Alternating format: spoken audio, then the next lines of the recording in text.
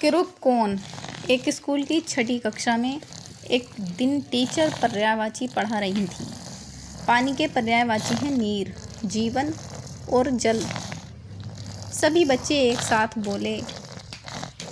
सुंदर के पर्यायवाची हैं रमणीय, मनोहर,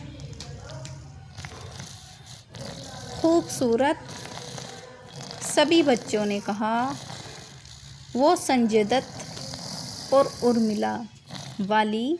एक बच्चा फुसफुसाया, स चुप, टीचर सुन लेंगी। दूसरा बोला। टीचर ने आगे पूछा, ऐ सुंदर के पर्यायवाची हैं कुरूप, भद्दा। और सभी बच्चे चुप हो गए। तभी एक कोने से आवाज़ आई, कोमल त्यागी। अचानक सभी की नज़रें कोमल की ओर गईं।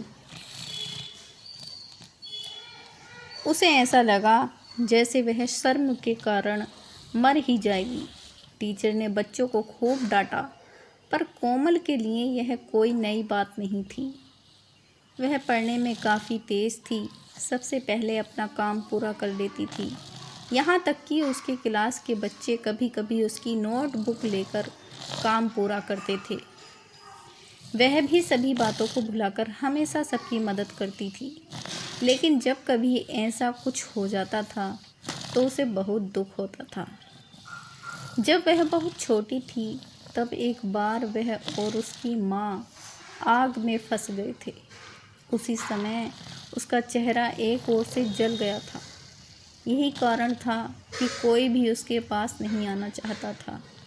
उसकी ओर देखकर सब दया दिखाते थे, लेकिन ऐसा कोई नहीं था जिसे वह अपना दोस्त कह सके। आज फिर कोमल बहुत उदास थी।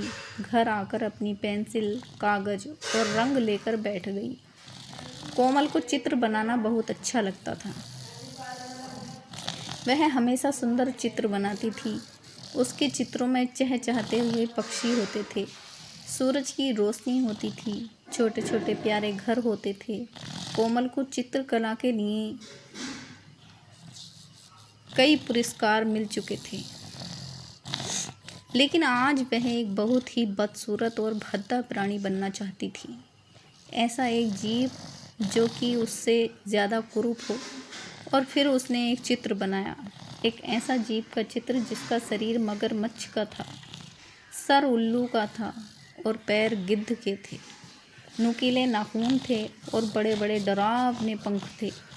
उसने इसे नाम दिया कुरूप। वह चित्र को अपने बिस्तर के सामने वाली दीवार पर लगाकर सो गई। थोड़ी देर बाद वह चौंक कर उठी। उसने देखा सामने के चित्र से कुरूप गायब था। तभी उसने एक धीमी सी मीठी आवाज़ सुनी, कोमल, मैं यहाँ हूँ। उसने देखा सामने की खिड़की से कुरूप झांक रहा था।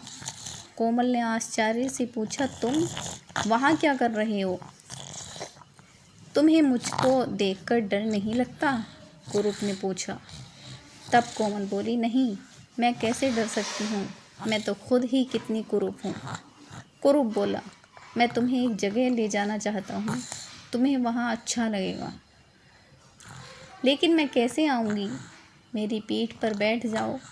और कोमल कुरूप की पीठ पर बैठ गई।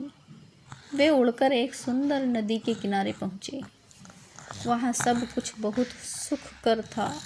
ठंडी हवा चल रही थी, हरियाली थी, पक्षी चहचहा रहे थे। सब कुछ उसके सुंदर चित्रों जैसा ही था। तभी उसे याद आया कि कुछ दिन पहले उसने ठीक ऐसा ही एक चित्र बनाया था। अपने चित्र की दुनिया में पहुंचकर वह बहुत खुश थी। कुरूप ने उसे बताया, यह वह जगह है जहां केवल वे लोग ही आ सकते हैं जो मन से सुंदर हों, जो सबका भला चाहते हों और जिनके मन में हमेशा अच्छे विचार आते हों। और तभी कोमल चौंक कर जाग गई। उसने देखा कि उसकी माँ उसे उठा रही थी। कुरूप वापस तस्वीर में आ गया था। कितना अच्छा सपना था, उसने सोचा। उसे आईने में दिखी अपनी तस्वीर अच्छी तरह याद थी और उसके बाद उसने अपने आप को कभी असुंदर नहीं समझा। तो दोस्तों, आपको ये कहानी कैसी लगी? इसे लाइक और हमारे चैनल को प्लीज़ सब्सक्राइब ज़रूर करना। धन्यवाद।